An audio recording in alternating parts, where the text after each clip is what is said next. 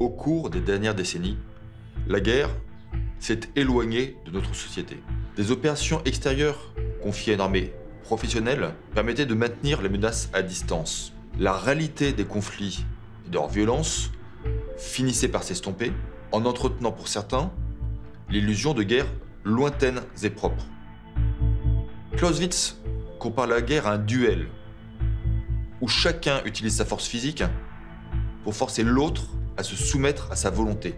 Au-delà du choc des forces matérielles, la guerre a une dimension psychologique essentielle, celle d'un affrontement des volontés.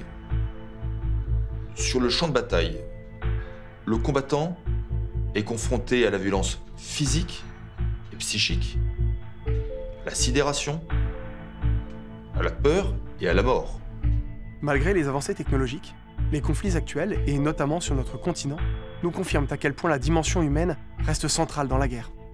Les forces matérielles d'une armée n'ont de sens que si elles sont complétées par les forces morales des combattants.